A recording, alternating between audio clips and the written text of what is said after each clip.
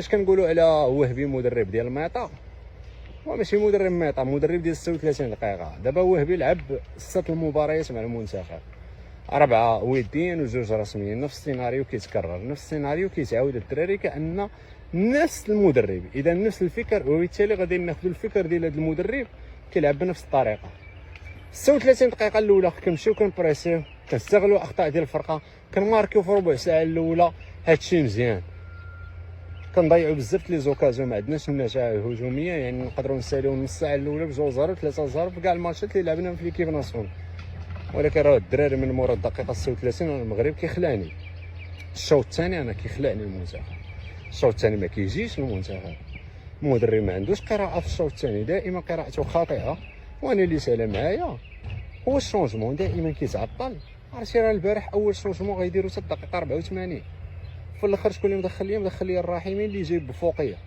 هذا الراحمي كيلعب بفوقيه، استغل هذاك الثغره ديال القانون ديال الاتحاد الاسيوي في الشامبيونز ليغ ديالهم. كان كيلعبوا الفرق السعوديه 5 الاجانب وضحاو بونو، تالق ضد النصر وضد الهلال واحد ماتش وبقى عايش بهم دابا. فاش بدلوا القانون الاتحاد الاسيوي ولعبوا الاجانب الفرق السعوديه، راهم اللي كيلقاو في الدم فينال. هذا العيل الاماراتي هو هذا الراحمي ديالهم، هما الاولين تكلاساو في الجروب وصيفطوا بحالهم، ضربوهم جميع الفرق، تما الفرق القطريه مشات ضرباتهم في الامارات. السيد كيلعب بهذوك الماتشات في ليكيب ناسيونال، عنده فوقيه، والله الا لاعب فوقيه. ما هو سريع، ما هو تكنيسيان، ما كيعرف يلعب في ليسبال، ما كيعرف يلعب في الدار، ما كيشد هو مزيان في الراس. علاش كيلعبوا الله اعلم. بغيت نفهم هذا الراحمي واش عنده شي كاله صحيحه باش يلعب في ليكيب ناسيونال؟ ما عنده حتى شي ميزه باش يلعب. البارح اول شونجمون في الدقيقه 84. بغيت نفهم الناس راه في فصل الشتاء وفي الحال بارد كيديروا شونجمون في الدقيقه 60 58 56 64. حتى البارح اول شونجمون في الحراره وهذا حتى 84. هذا شنو كيبين؟ كيبين ان المدرب اصلا ما مقتنعش بالاحتياط ديالو، ولا عارف الاحتياط ديالو ضعيف، عارف ان الاحتياط ماشي نفس المستوى ديال اللاعب تيتيلا.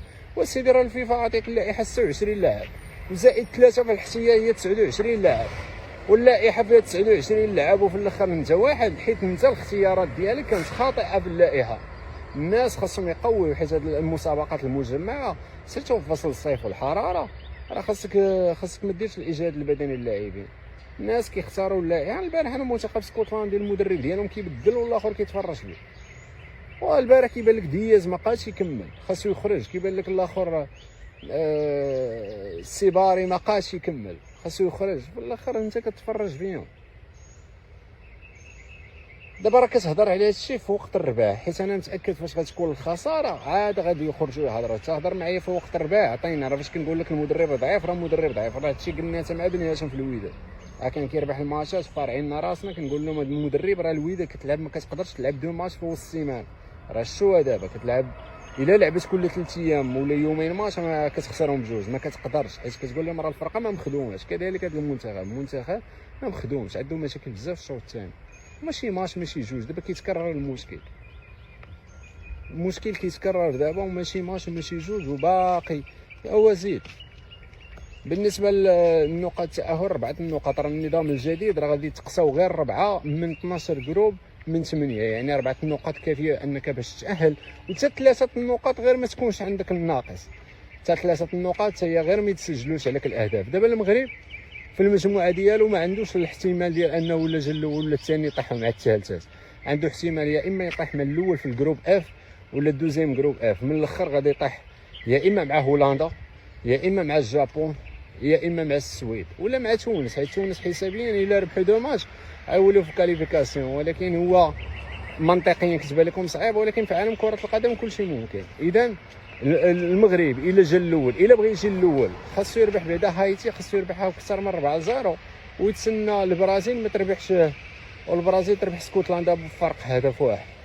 ولكن الا مشات البرازيل ربحت اسكتلندا اكثر من هدف خاصك تمشي. يعني الماتش الجاي خاصك تلعب بخطه هجوميه بانك تسجل 5 الاهداف باش تضمن الرتبه الاولى. الا ضمنتي الرتبه الاولى غتبقى في الميريكان، غتلعب في هيوستن في تكساس ضد دوزيام ديال الجروب، اما الجابون يا اما هولندا يا اما السويد يا اما شوف شكون اللي غادي يجي. ولا جيتي الثاني راه غادي اوتوماتيكون غتمشي لمونتيري وغادي تلعب في المكسيك. الا جيتي الثاني غادي تمشي للمكسيك. على العموم نتمنى انا بان لي اللائحه اللي واخدها وهبي مع الكاس العالم ما متوازناش.